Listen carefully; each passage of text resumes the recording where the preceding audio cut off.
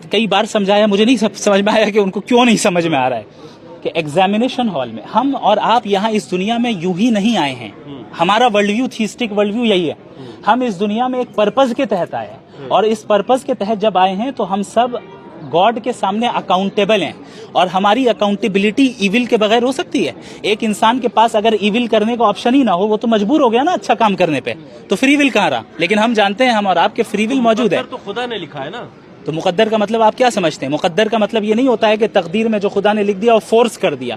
تقدیر از the knowledge of Allah, مقدر is the knowledge of Allah. For example ایک ڈاکٹر ہے، اس نے دیکھا ایک مریض کی حالت اتنی خراب ہو گئی ہے کہ یہ 1 مہینے سے زیادہ زندہ نہیں رہ پائے گا. اس نے اپنی ڈائری میں لکھ دیا کہ بھائی 1 مہینے کے اندر مرے گا، اور وہ مر گیا.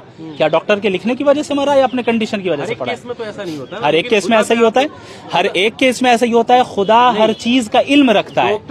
ڈاکٹر میں اور گوڈ کی فرق ہے، کوئی تشبیہ نہیں ہے دونوں کے درمیان. لیکن مثال آپ کو سمجھانے کے لیے دے رہا ہوں، آپ اس کو پکڑ لے رہے ہیں، لیکن آگے جو میں کہہ رہا ہوں وہ نہیں سمجھ رہے ہیں. میں یہ کہہ رہا ہوں کہ گاڈ کا نالج ہے مقدر، یعنی گاڈ کو معلوم ہے کہ آپ اپنے فری ول کا استعمال کر کے کیا کرنے والے کیا نہیں کرنے والے. اس نے پہلے ہی اس کو لکھ دیا اپنے نالج کے حساب سے، اسے مقدر کہتے ہیں. لیکن اس نے فورس نہیں کیا آپ کو غلط کام کرنے.